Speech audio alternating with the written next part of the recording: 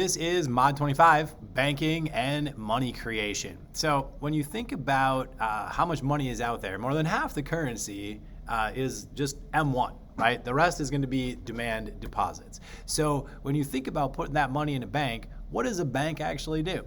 So a bank is a financial intermediary, which means they hold money and then they lend money, all right?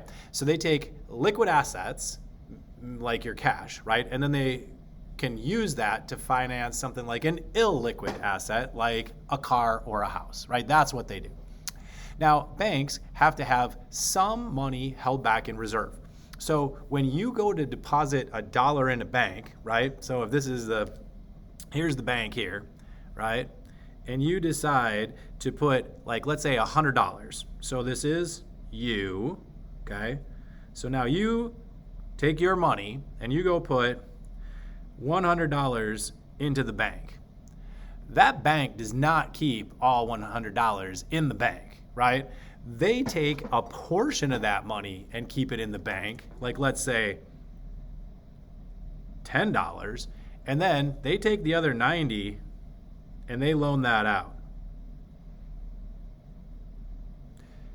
And they loan that out to somebody else, right? So the whole point of a bank is to take the money, keep some of it in reserve so that you have access when you go back and say, hey, I'd like my money, they're going to have it. But at the same time, they make their money when they do this, when they loan out the cash. So they want to loan out as much money as possible because they're making money on the interest that they're going to generate from loaning out the money to other people. So I might have gone to borrow $90 from the bank. So basically, I have your $90. And that's how banks work. So when you look at what happens here in a bank is they do have to have like a T account, which lists their assets and their liabilities, like how much money do they have deposited, and then how much money do they have loaned out, how much money do they have in reserve. The amount that they have in reserve is called the reserve ratio, okay? There's a required reserve ratio set by the Fed. So you have to, as a bank, have a portion of this money in reserve, because if you don't, then you're in violation of what the Fed is demanding, okay? So when your customer deposits are greater than the bank reserves, that usually works out, because what's gonna happen, not everybody wants their money at the same time. So if this is a whole bunch of people, the bank is gonna have, like if I have 10 customers that have all done this exact thing, right? They all put in $100, I've loaned out all the rest. If you come in and ask for your $100, I will still have it.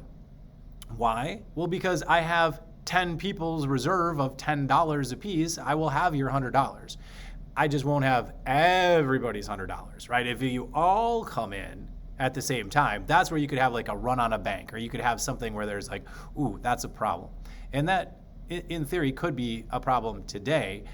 Banks don't always have all of the cash, but then again, to get everybody to go to a bank and take out all their money, that would be a crazy sort of a thing.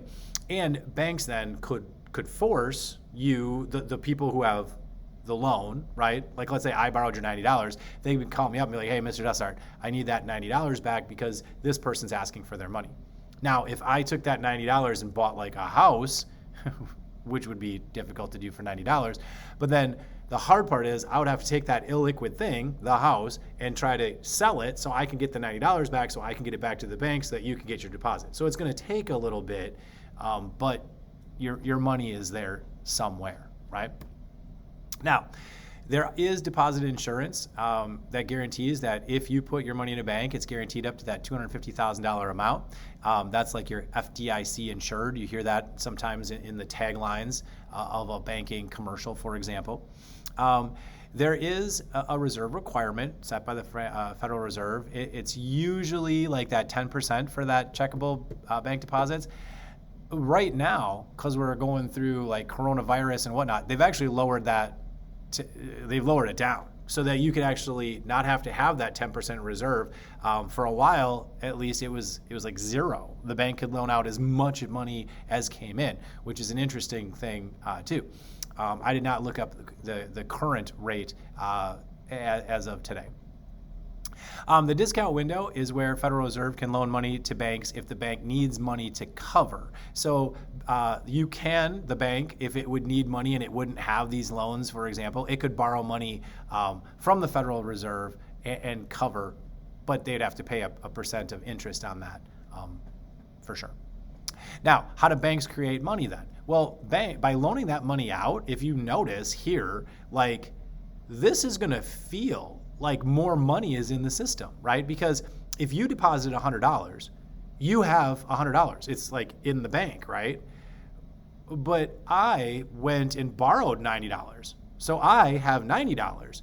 So that overall dollar amount feels like there's $190, when in reality, there's not $190, right? There's your 100, but then there's my borrowed 90. So when you think about it that way, banks can basically create money by loaning out. And that's part of the fractional reserve system.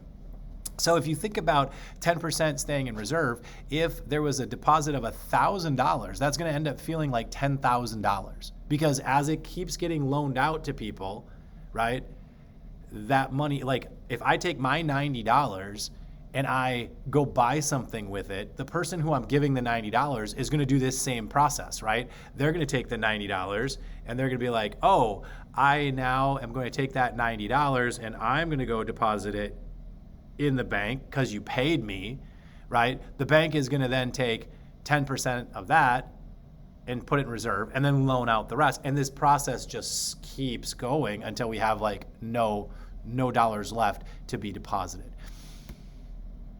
Now, are there sometimes leaks in the system? For sure, right? So a leak is when this money is not accounted for basically anywhere.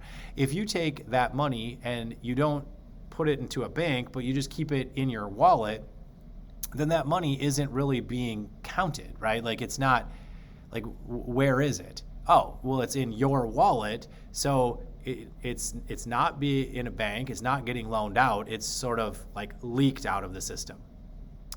A bank can have excess reserves above the required ratio, but a bank doesn't want that. Very rarely would a bank ever say, oh yeah, let's have excess reserves, because if you think about how a bank makes money, they make money when it's getting loaned out. So to keep any extra in reserve makes no sense, because now they're not making money on the money that they have.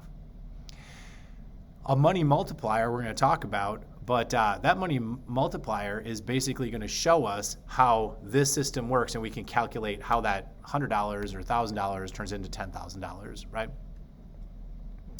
Our monetary base is just the sum of all the currency in circulation, and your money multiplier is the ratio then when you look at how much more money can get added into the system. So my money multiplier up here is 1 over the reserve requirement. Whatever that is my money multiplier.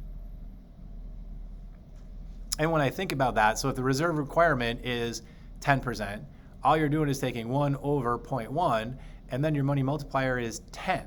So that's why our initial $1,000 in that other slide turned into $10,000, because this process of you depositing into a bank, the bank loaning it out, the loaner pulling back into the bank, this whole thing just keeps on rolling until we get like 10 times the amount if the ratio is, for a money multiplier here, if it ends up being 10 with a reserve requirement of 0.10.